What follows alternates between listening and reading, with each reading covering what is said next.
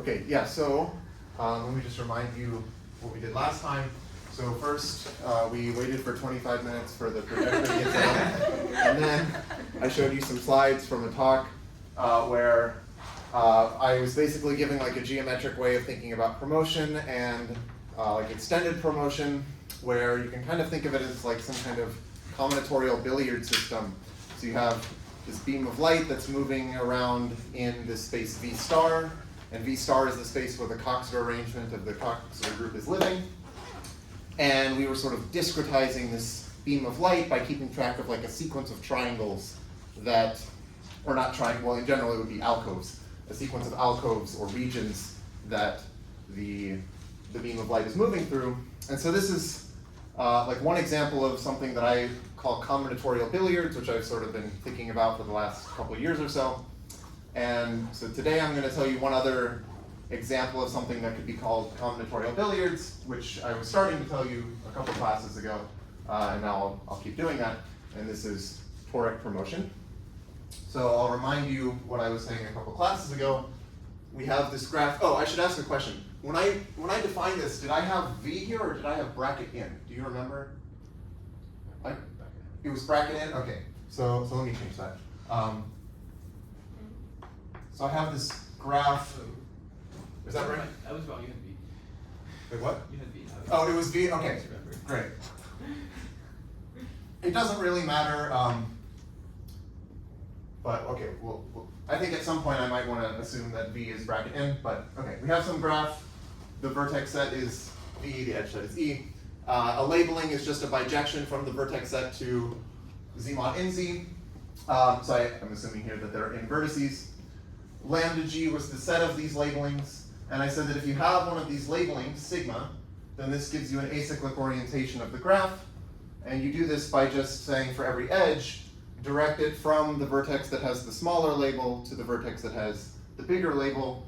And I guess when I talk about smaller versus bigger, I'm really thinking of like take the usual order of the numbers, like the total order on the numbers 1 through n, which is 1 less than 2, less than dot dot dot less than n. Even though I kind of want to think of this as a cyclic thing, when I talk about bigger and smaller labels, I'm thinking about it as like bracket in. Okay. So we get this acyclic orientation. And then this also gives us a poset where the elements are the vertices, and the order relation is this less than or equal to sub sigma. And this poset is just saying that U is less than or equal to V if you can find some directed path in the acyclic orientation going from U to V. Okay. And then I also defined this Bender-Knuth involution, but now it's for labelings of a graph. So I'll do that again. So for I in Z mod NZ, I'm going to define this BK sub I going from the set of labelings to the set of labelings. It's going to be some involution. And it's defined by saying that BK sub I of some labeling sigma should be, well, it's sigma except you swap the labels I and I plus 1. So that's this. If the labels I and I plus 1 are on non-adjacent vertices, so that would be saying that sigma inverse of I and sigma inverse, or I could write it this way, I could just say sigma inverse of I and sigma inverse of I plus 1, this is not an edge of my graph. Right, so if the labels I and I plus 1 are sitting on non-adjacent vertices, then I swap them, and if they are on adjacent vertices, then I do nothing. So it's sigma otherwise, well, or if this is an edge.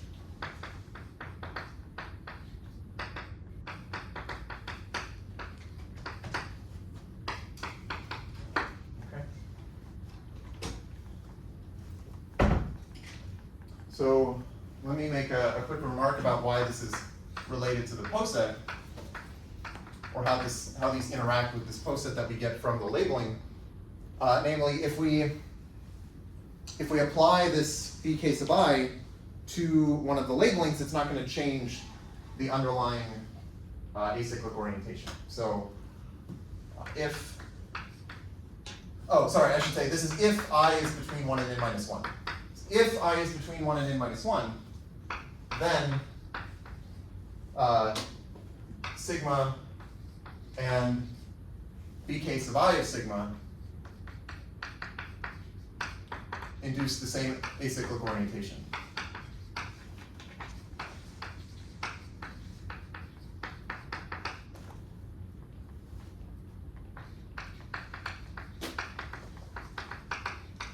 Right, and this is just because, well, I and I plus 1 are consecutive integers, so the only way that swapping them would affect the acyclic orientation is if they were actually on an edge, so that edge got reversed when you swap them.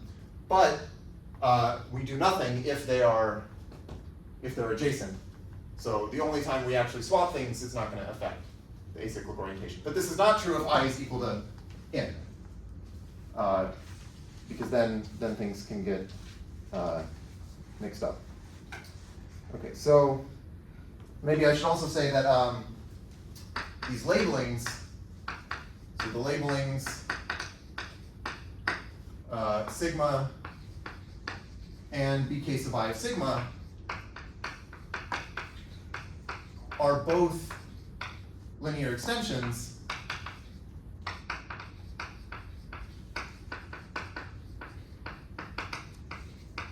of this poset that we get, this less than or equal to sub sigma, which is also the same as less than or equal, this. Right, so these are the same poset, and these labelings are linear extensions of them. If I think of it as like, so I define a labeling as mapping to z mod in z, but if I think of it as mapping to like bracket in, sort of by the obvious identification, then these are linear extensions. Okay, and then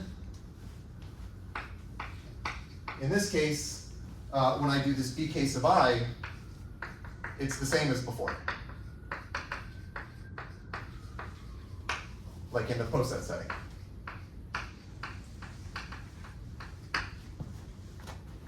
So here's an example.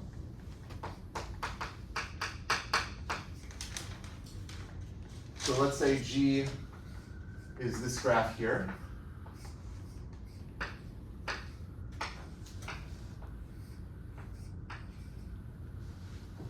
And let's take sigma to be this labeling.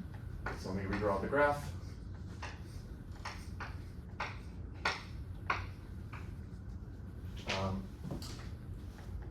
So let's say I put 1 here, and I put 3 and 4 here, and I put 5 and 2 here. Okay, so that's a labeling. And the acyclic orientation that I get from this is just, well, I draw an arrow from 1 to 3 because 1 is less than 3. I go from 1 to 5 because 1 is less than 5. I go from 3 to 4 because 3 is less than 4. I go from 3 to 5. I go from 2 to 3. And I go from 2 to 5. Okay? And now I can do bk sub 1. Let's do bk sub 1 of sigma. Maybe I'll do that down here.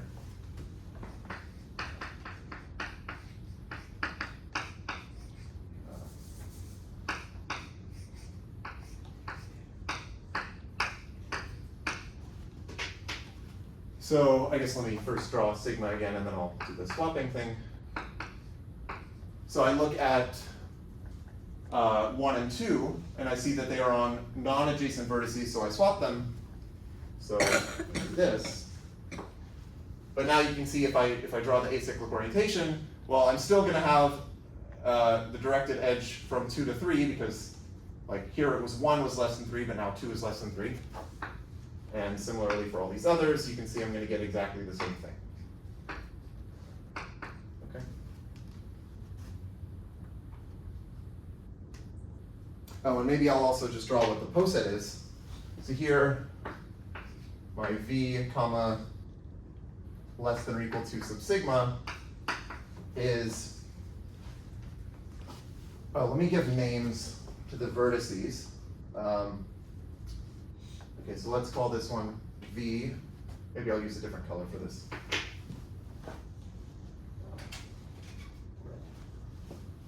Maybe this is v, and here's w and z and x and y.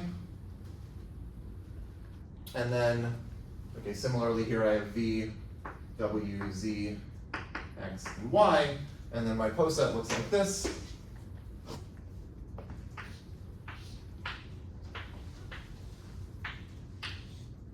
And these are x, z, w, y, v. Right, okay, so why is it this? Well, y is less than w because there's a directed path from y to w. Y is less than z because there's a directed path from y to z. Like basically y should be a minimum element, or a minimal element here because it is a source of this acyclic orientation. V is also a source, so it should be a minimal element. X is a sink, right? So X is a sink, meaning that all of the edges incident to X point toward X. And similarly, Z is a sink, so those should be maximal elements, and then W is just kind of in between. Okay, so it makes sense to define this toric promotion. So the idea here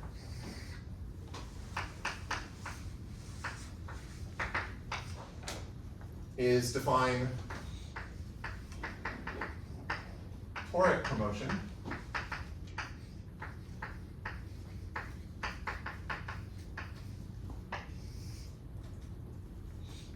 to be this operator, or this map, which I'll denote by T pro. And okay, so this is a map from the set of labelings of G to the set of labelings of G, and it's given by, well, we kind of just mimic the definition of promotion, except we have this extra B case of in that we tack on at the end. So T pro is this.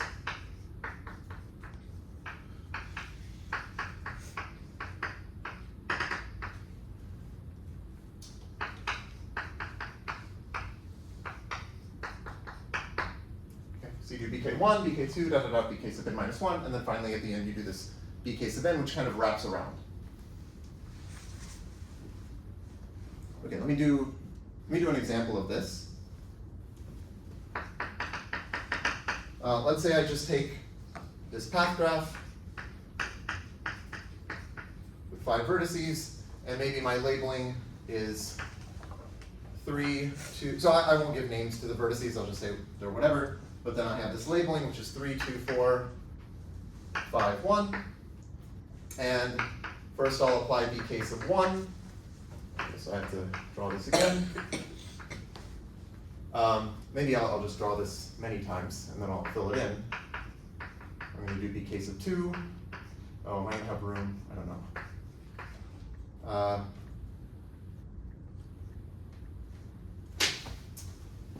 Yeah, maybe I should do this over here where I have more room.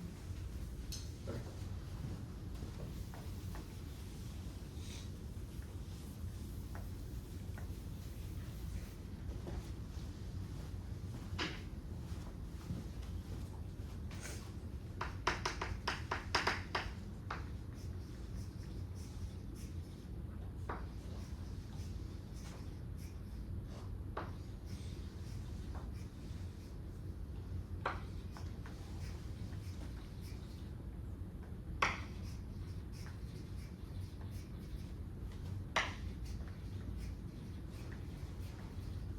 So this should be bk1, bk2, bk3, bk4, bk5, and let me start with my labeling 3, 2, 4, 5, 1. Okay, so when I do B case of 1, I look at the 1 and the 2. They are on non-adjacent vertices, so I swap them. So this is going to be 3, 1, 4, 5, 2. Now I do B case of 2, so I look at 2 and 3. They are on non-adjacent vertices, so I swap them. I get 2, 1, 4, 5, 3. Now I do B case of 3, so I look at 3 and 4. They are on non-adjacent vertices, so I swap them. Now I do B case of 4, I look at 4 and 5. They are on adjacent vertices, so I do nothing. So I just copy it here. And then I do B case of 5, so I look at 5 and 1. They're on non-adjacent vertices, so I swap them. Okay. And so this is one application of toric promotion.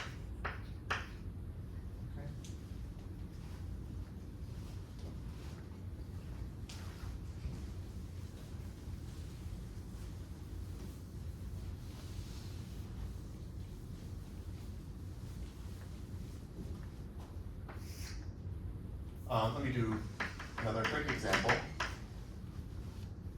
Okay, so I'm going to start here with this 3, yes, the same one as before, 3, 2, 4, 5, 1. And if I do toric promotion, that's going to send me to this labeling that I got here, which is 2, 5, 3, 1, 4. And you can just trust me that if you do it again,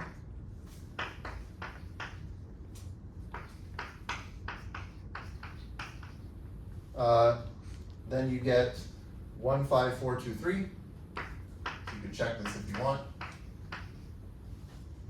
And then if you do it again,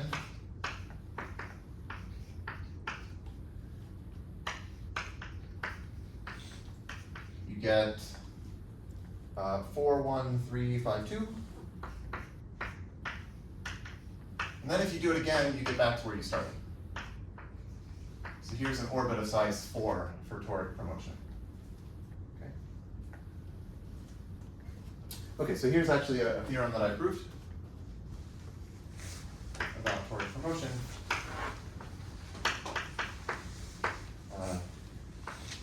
2023. Which I think is kind of cute. So if G is a tree, so meaning it's some graph that doesn't have any cycles in it and it's connected, then actually every orbit of toric promotion, well, P pro,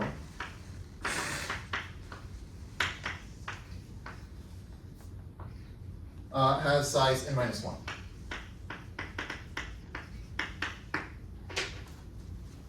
sec.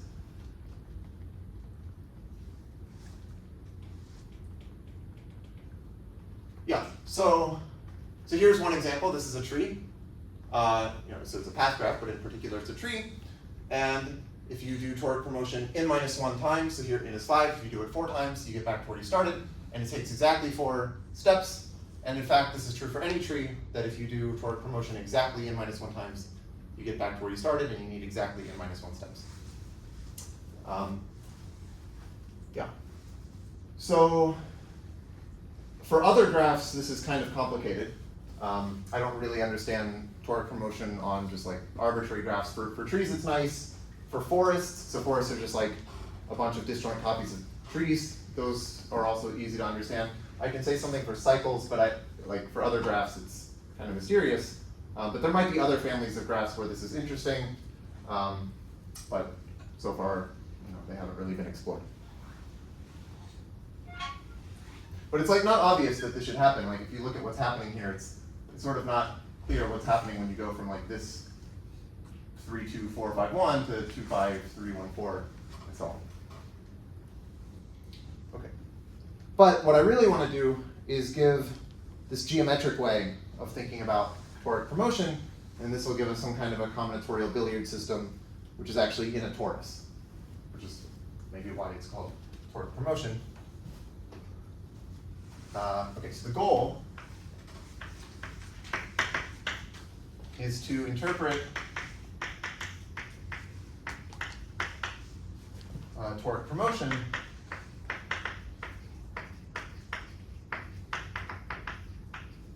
as a combinatorial billiard system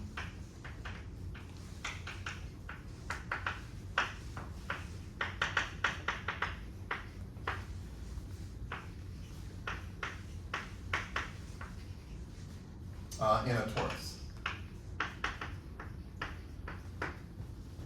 Oh, maybe I should say one other thing about this.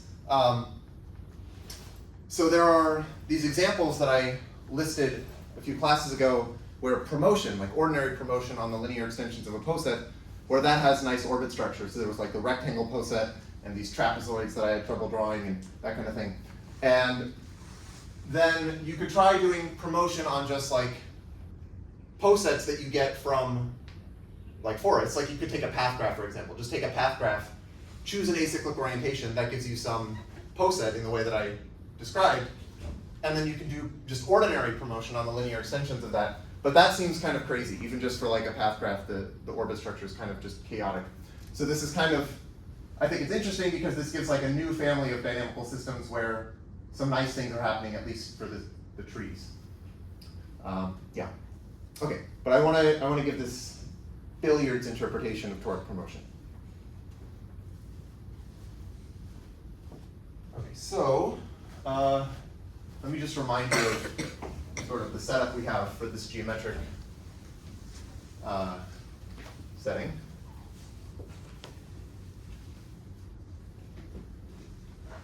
Okay, so now, do I want it to be, I guess I'll keep it as V star. Okay,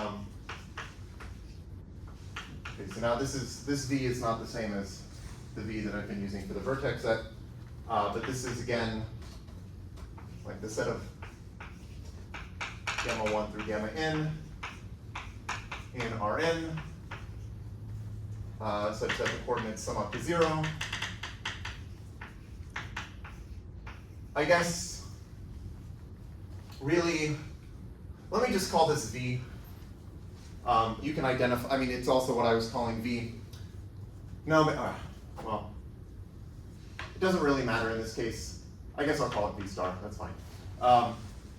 But anyway, this is, I think when I defined this originally, I said take Rn and mod out by the span of the all-ones vector, but you can also identify it with this by just saying like each element of Rn mod out by the span of the all-ones vector is just some vector, but you can shift it, and so you could shift it so that the sum of the coordinates is 0. So like each element of that quotient space has a representative of this form, so it's kind of the same thing. Okay, anyway, that's just kind of a technical point. But now, for distinct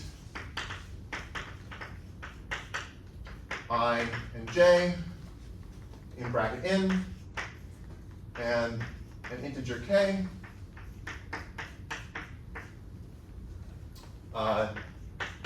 we'll define this hyperplane, which I think I've defined before. This is h sub I, j, or I don't know if I have defined it this way. Basically, when I defined the Coxeter arrangement, if you remember S3 tilde, I said this is some three-dimensional hyperplane arrangement, but then I sort of projected it to the plane so that I got the equilateral triangular grid. Here I'm kind of just saying let's define it in the equilateral triangular grid. So I'm sort of starting with my space being this two-dimensional plane so that I don't have to worry about doing this projection thing. But I'm just going to define the hyperplanes inside of this space. So h sub ij superscript k is going to be the set of these points, gamma 1 through gamma n in V star, or in V star, such that if I take the ith coordinate minus the jth coordinate, I get k. And then I'll let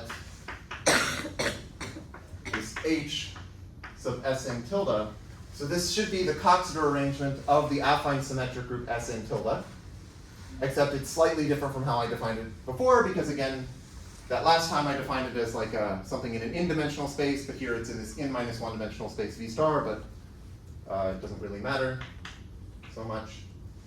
But this is just the set of all of these hyperplanes.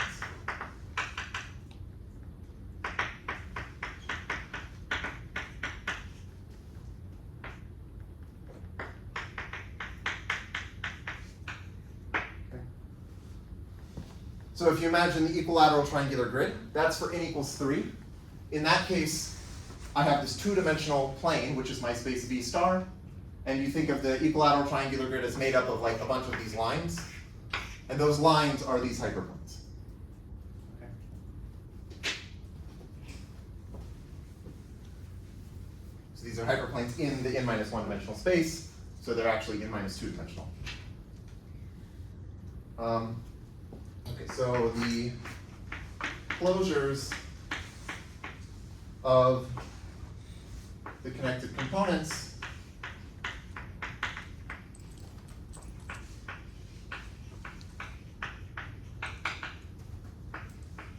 of, well, if I take my space V star and I just throw away all of these hyperplanes, so the union of this hyperplane arrangement, just throw away all the hyperplanes, then you get some connected components. The closures of those are the alcoves.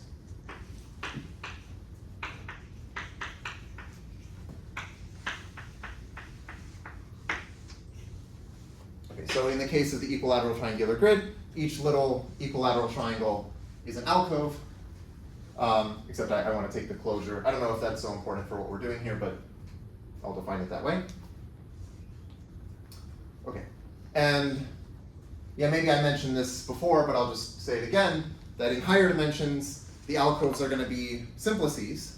So they're going to be these little n-1 dimensional simplices that they're all congruent to each other, except there's kind of this, this fact that like you can't tile a three-dimensional space with tetrahedra, and so the important point here is that they're not like regular simplices. They are, like they can have right angles and things.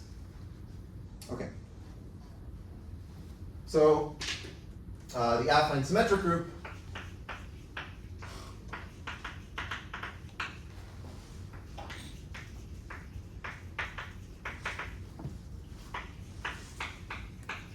Sn tilde acts freely and transitively on the set of alcoves.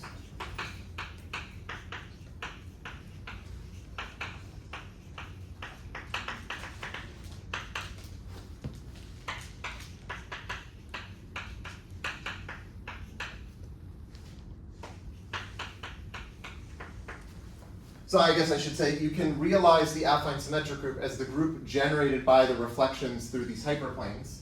That's like a geometric way of realizing it.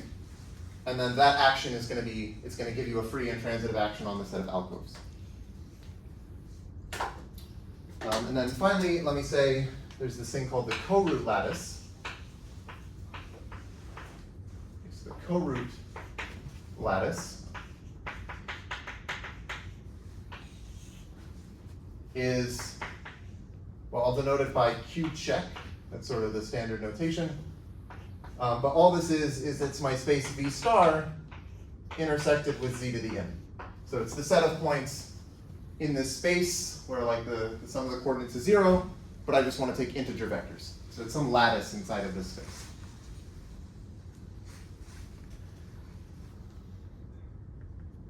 Okay.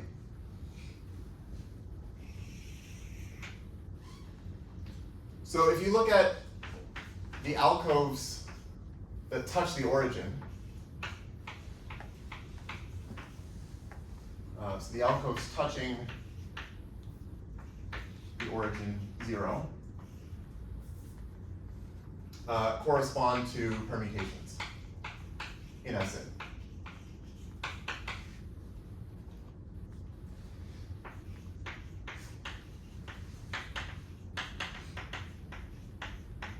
Maybe I should draw a picture of this.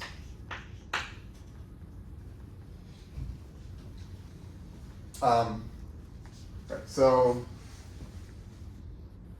I guess my picture should look something like this.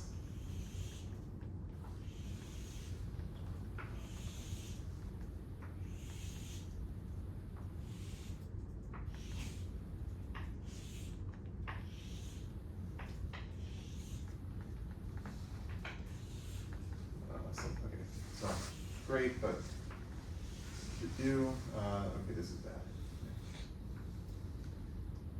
Yeah, something like that.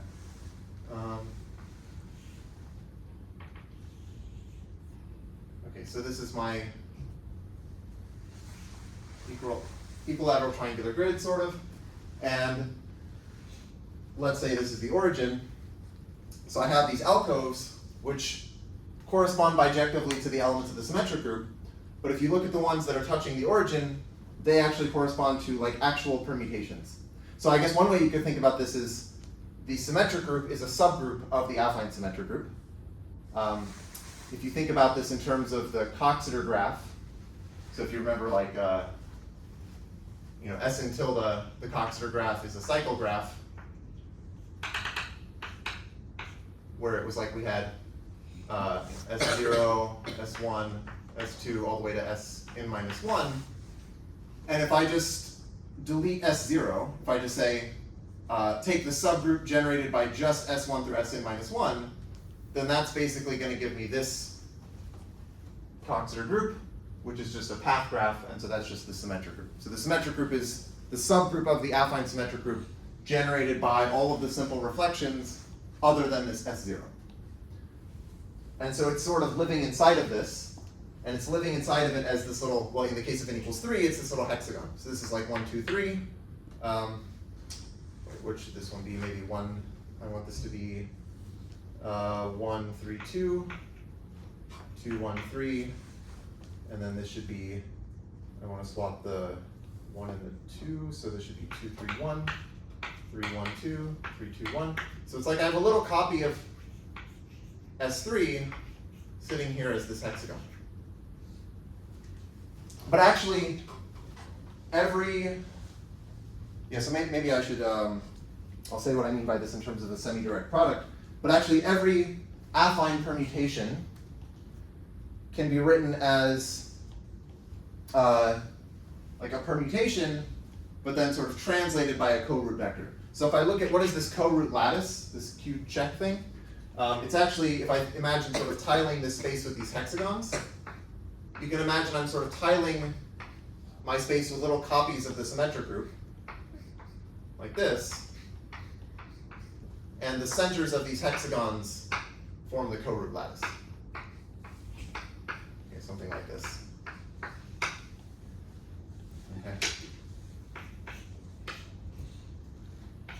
Something like that.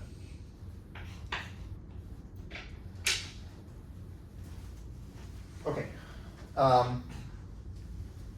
But actually, maybe I should mention how you can think about this combinatorially, because I think when I originally defined the affine symmetric group a while ago, when I introduced Coxeter groups, I defined it in terms of these affine permutations, which are like bijections from Z to Z, satisfying some conditions.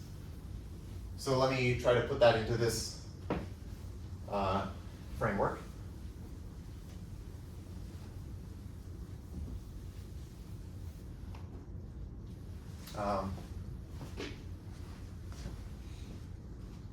Okay, so let me just recall that Sn tilde is the group of bijections. Let me get better chalk.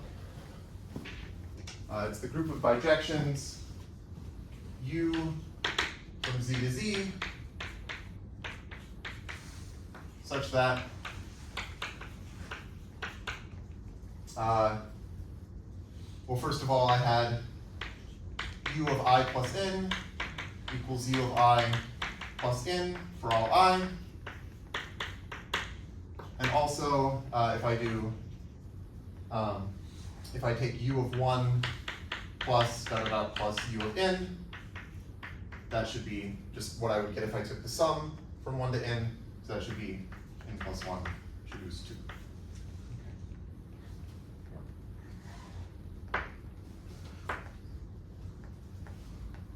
And I don't know if I forget if I mentioned this, but the window notation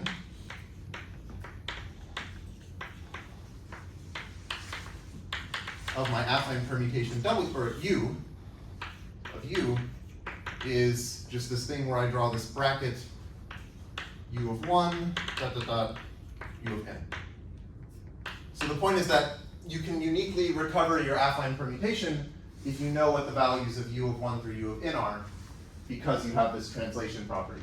So if you wanted to figure out what is U of n plus 1, you just take U of 1 plus n.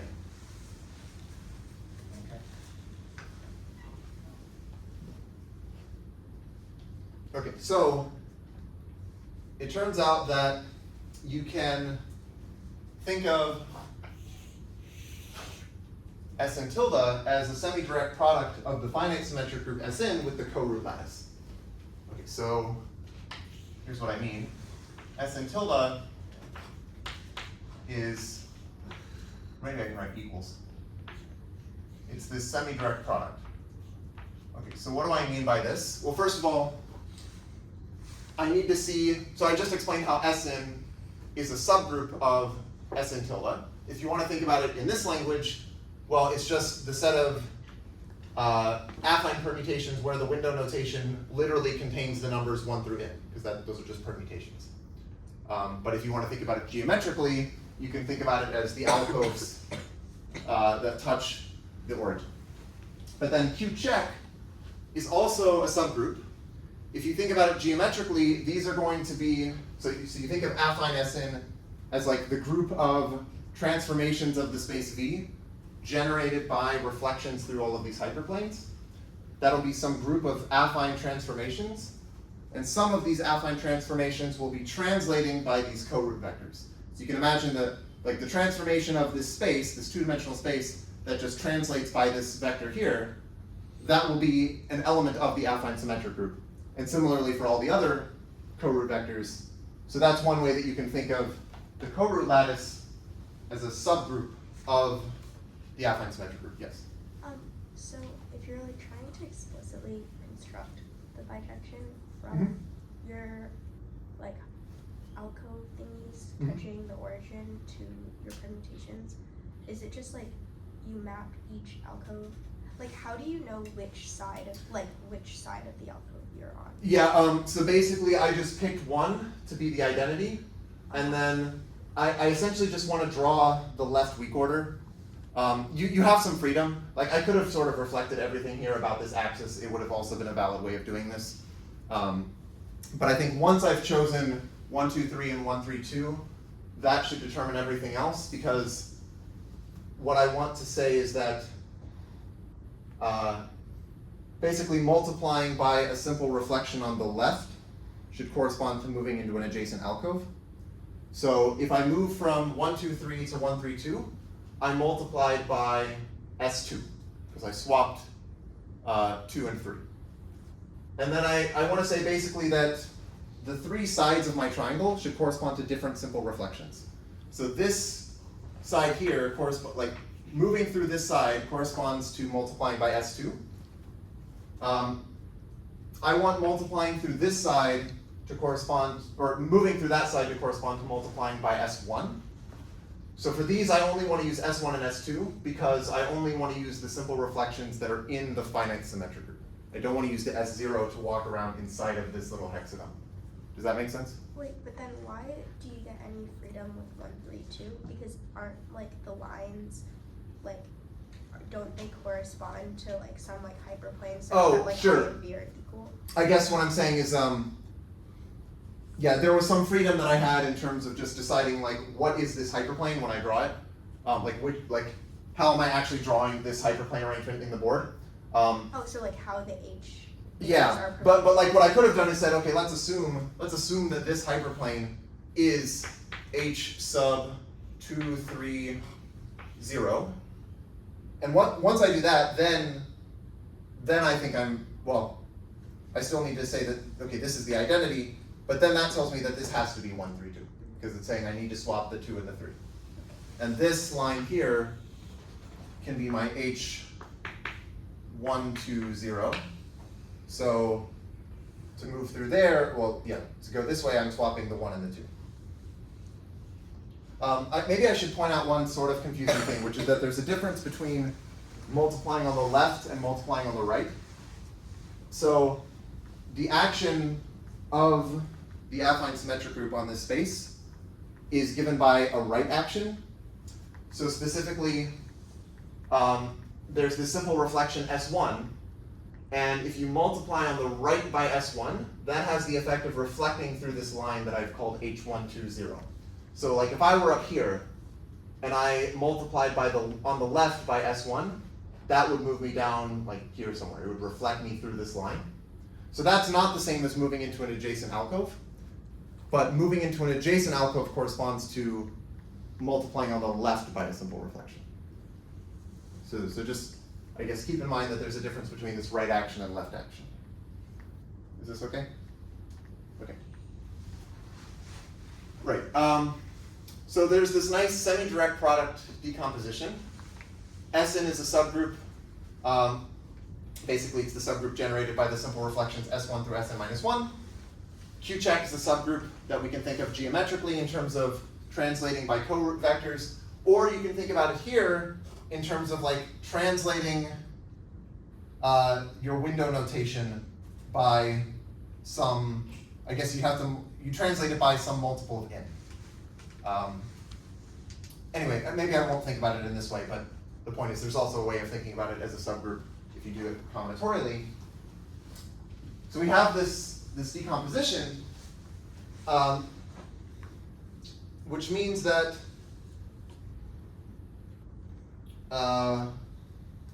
we have like a quotient map. So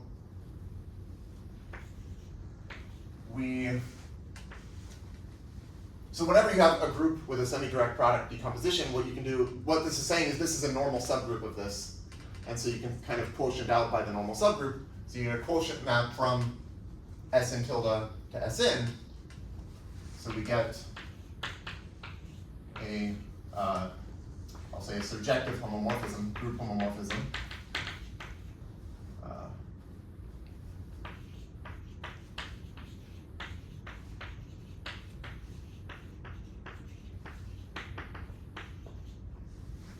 From Sn tilde to Sn. And maybe I'll give this notation. So I'll denote this by just putting a bar over something. So denoted U maps to U bar.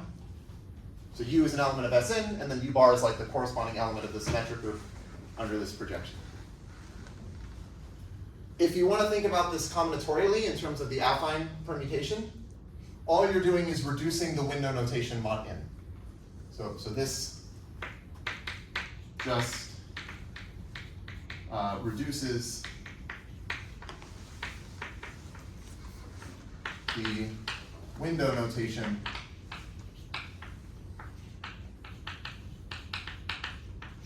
mod n.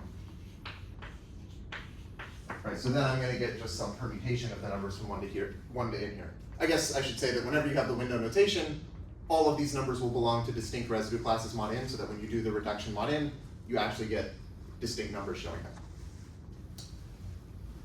If you want to think about it geometrically, all this quotient map is doing is sort of translating back to this little hexagon.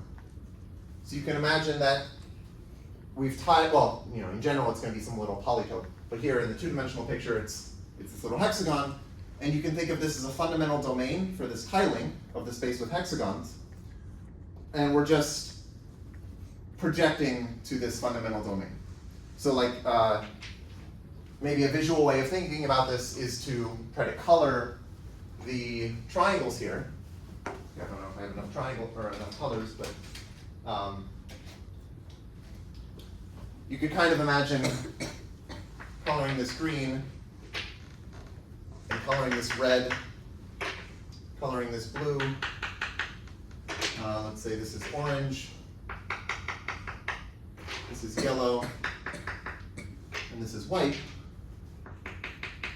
And now when I tile my space with these hexagons, I just sort of translate this coloring. So over here, this would be red, green,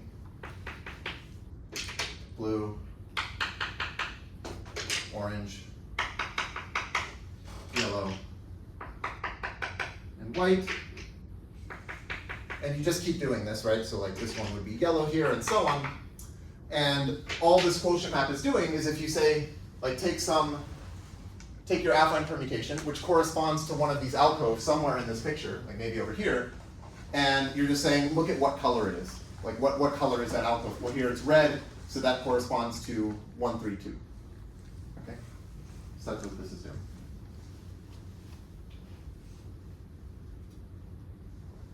Okay, but if we think about it geometrically, this is like a topological quotient map, right? So like in topology, you can take a Euclidean space and you can mod out by a lattice, and this will give you a torus. So in some sense, we can think about this little hexagon as a two-dimensional torus, and in higher dimensions, we'll get n-1 dimensional toruses in general. So let me maybe write that. So let's let this math BBT be the vector space V star that we're living in, but we're going to mod out by this lattice. And so this is some n-1 dimensional torus.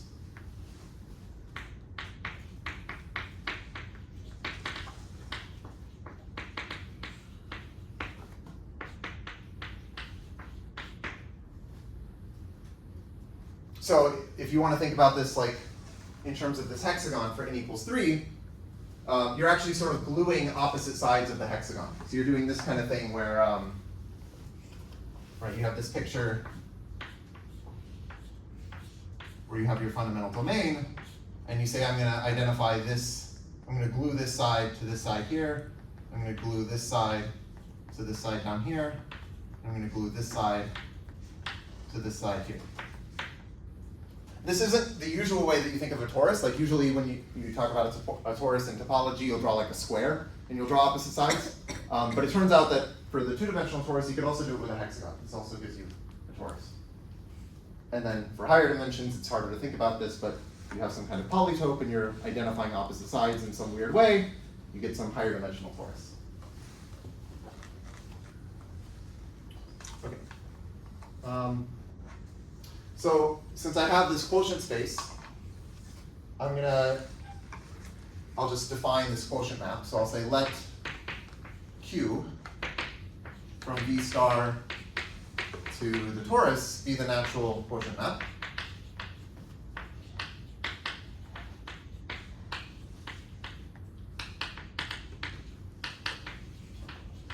So in the case, like in this picture, all Q is doing is just saying like translate back to this little hexagon, which is like some fundamental domain representing your torus. So it's just saying like map this red triangle, so Q won't send this red triangle to this red triangle, it'll send this green triangle to this green triangle, and so on. Is that okay?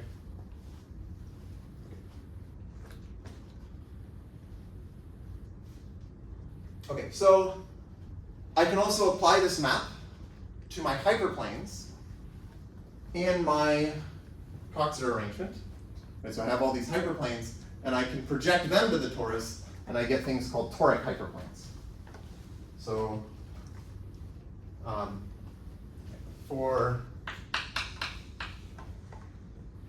if I take one of these hyperplanes, h, I, j, k, which is in my arrangement, h sub s and tilde,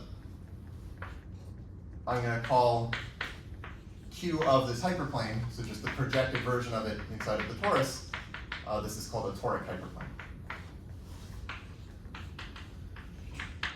I guess this is taking longer to set up than I realized, but I will get back to the toric promotion at some point, but I guess there's sort of some theory to set up.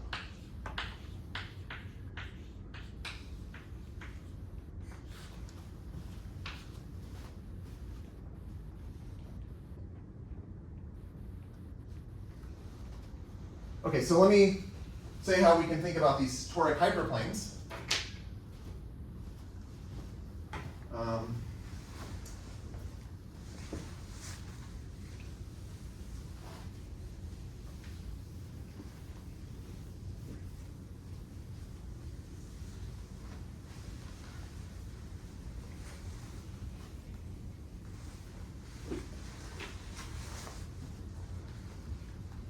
Okay, so if I have, let's say I take some 1 less than or equal to I less than j less than or equal to n, and then maybe I also have some 1 less than or equal to I prime less than j prime less than or equal to n, and I have some integers k and k prime. Okay, well then from this I can get these two toric hyperplanes.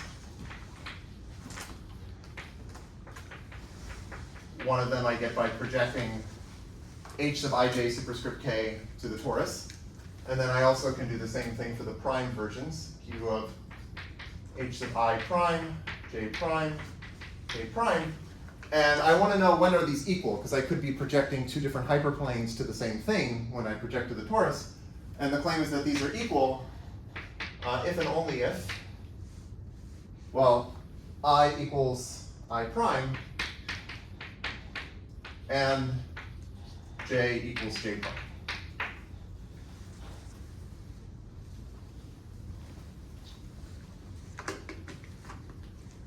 So what this means is that the number of different toric hyperplanes is actually n choose 2, because they're basically, like, I guess one way you could think about what this is doing, what this q is doing, is it's just saying, forget about the superscript k. It kind of just maps all of the different h, I, j, k for various values of k. It sort of projects them to the same thing. So there are only, so there are n choose 2 toric hyperplanes.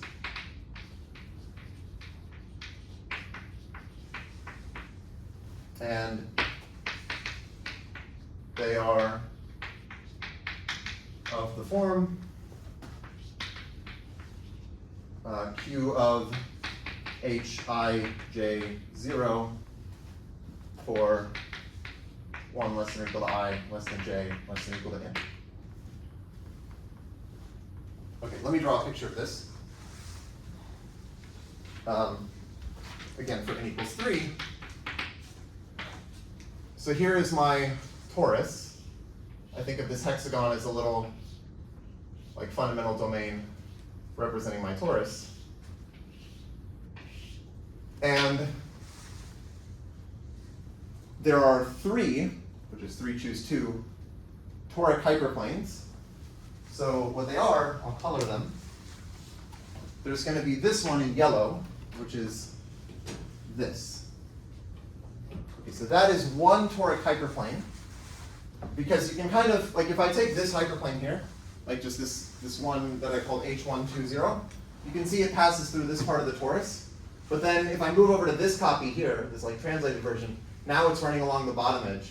And if I move over to here, it's running along the top edge of this little hexagon. So it's actually like, when I project down, it actually covers these 3 pieces. So this is one toric hyperplane, which is actually connected. Like, this is a connected thing in the torus because I've glued opposite sides together. And then the other toric hyperplanes are this. So that's a toric hyperplane. And then maybe in blue, there's this one. Okay.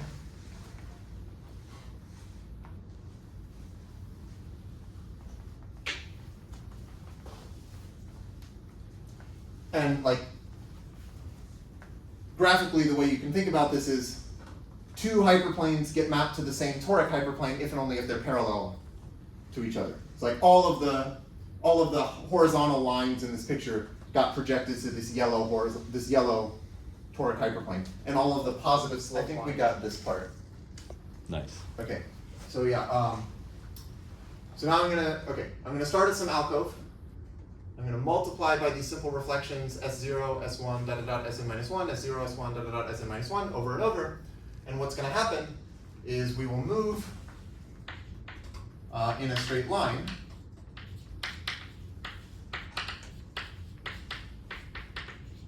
so you'll end up moving in a straight line, and if I decide at some point to skip one of these simple reflections, so I just say like maybe I'm about to do S3, but I just say let's skip it, let's not do it, that will correspond to reflecting through some hyperplane.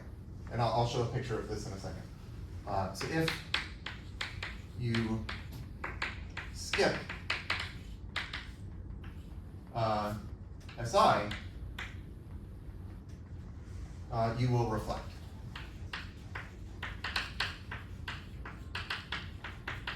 Okay, so let me see if I can draw a sketch of this.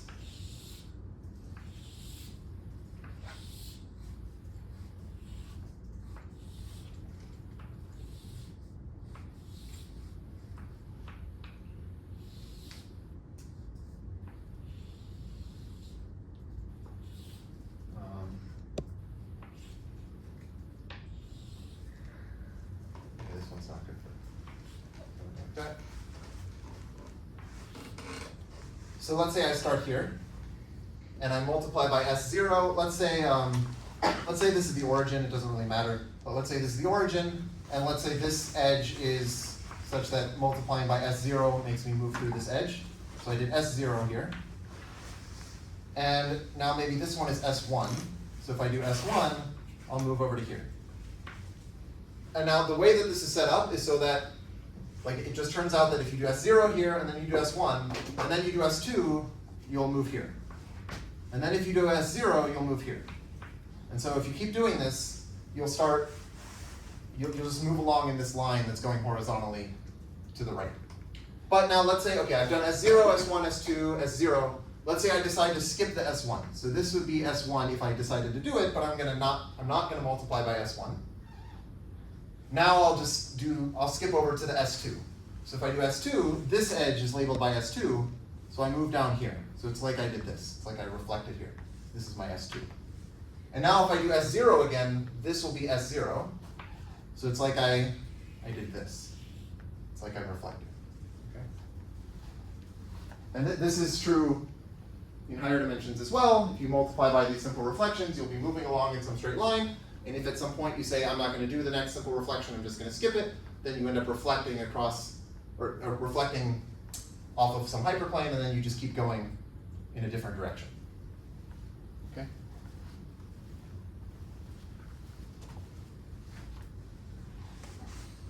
Okay, so now I want to take a graph again.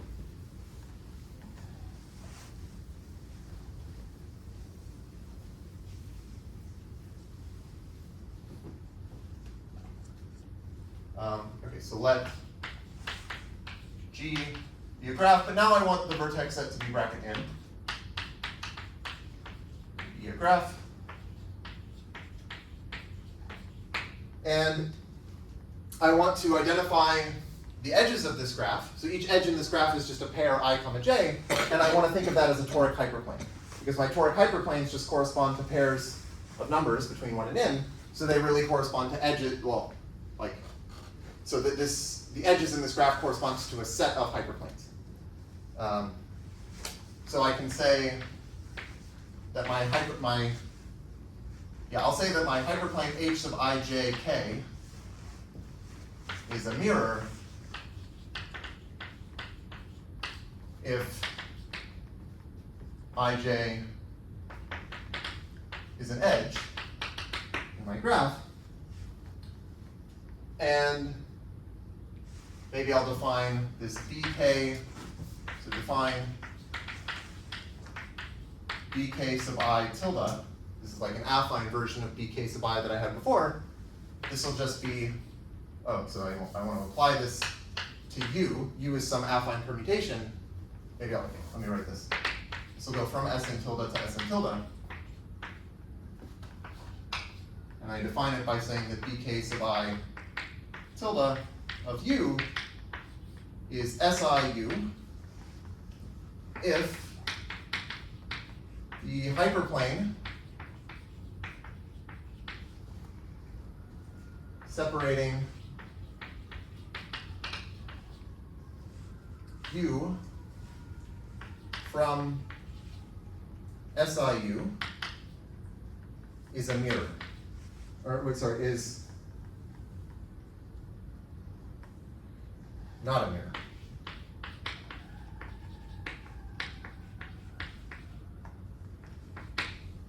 And it should be U otherwise, if it is a mirror.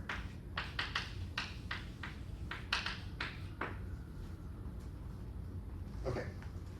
So what this is saying is that if I apply the BK tildes, if I do like BK tilde sub 1 or sub 0, BK tilde sub 1, BK tilde sub 2, and so on, I should just be moving along in a straight line, except whenever I hit a mirror, I reflect off of it. So I just don't do the simple reflection. I skip it.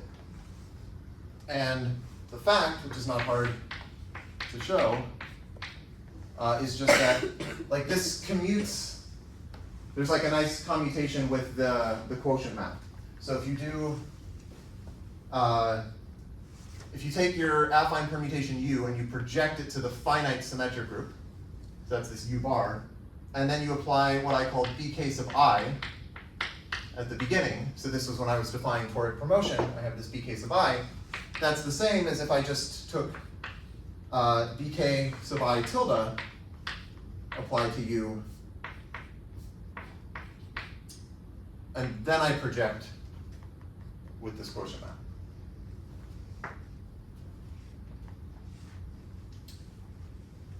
Okay, so maybe I have time to do an example. We'll see.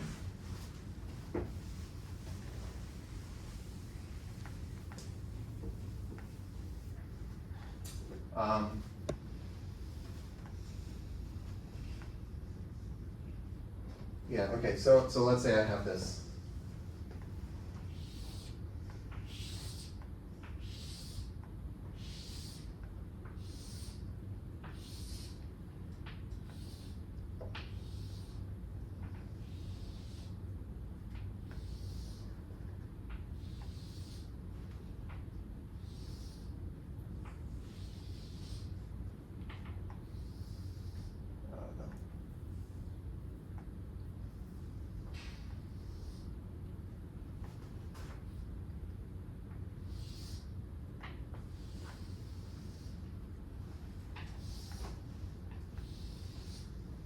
Okay, so this is some approximation of the triangular grid.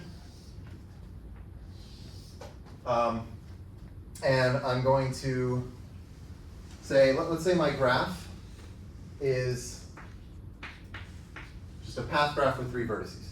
So I should have 3 vertices because I want to do the n equals 3 case, which is what I can actually draw. And let's say these are the vertices 1, 2, and 3.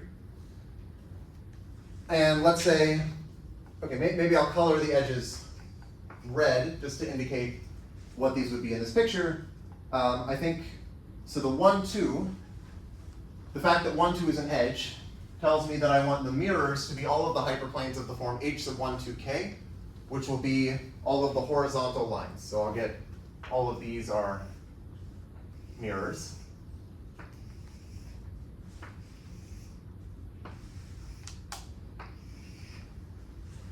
And then the 2, 3 should be all of these positive slope lines like this.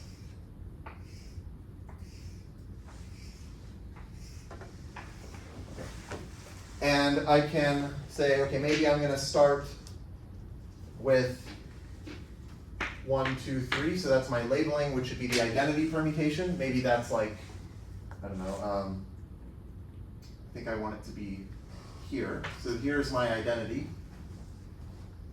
Like this is viewed as like an affine permutation, but it's a regular permutation. So this would be like my little hexagon corresponding to S3. So if I do my BK sub 0, okay, so what is BK sub 0 going to do? It's going to look at the numbers, well, okay, 0 is the same as 3. So it looks at 3 and 1, and they are on non-adjacent vertices, so I swap them.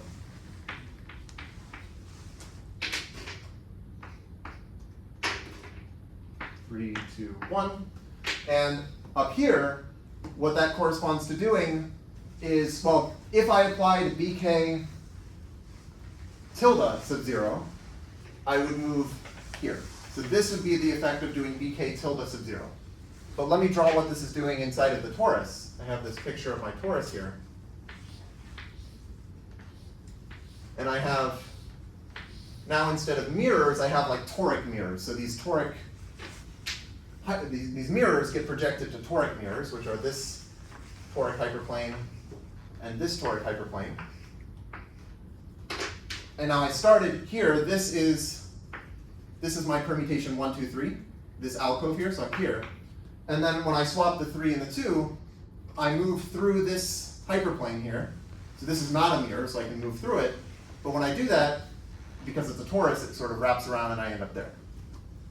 Okay, so geometrically, doing this b case of 0 corresponds to moving like that. And then, well, actually, I want to maybe draw it. I think I want to draw it this way. So it's like I did this. I have my little beam of light that's moving like this. And now, if I do b case of 1, then, so I look at 1 and 2, they are on adjacent vertices, so I don't move them, and that corresponds to saying that I should stay inside of this little alcove here, which corresponds to reflecting through this hyperplane, or like against this hyperplane, through this mirror. And then if I do b case of 2, like this, I swap where I look at the 2 and the 3 and I don't swap them because they're adjacent, and that corresponds to reflecting against here. And then let me do just one more example. If I did b case of 0 again, then I look at the 3 and the 1, they're on non-adjacent vertices, so I swap them, and that corresponds to moving back through here and going like this. And if I just keep doing this, what's going to end up happening, or maybe it looks something like it should look like this. I should go back this way. If I keep doing this, I'm going to go like this. So I'm sort of bouncing around in the torus like this.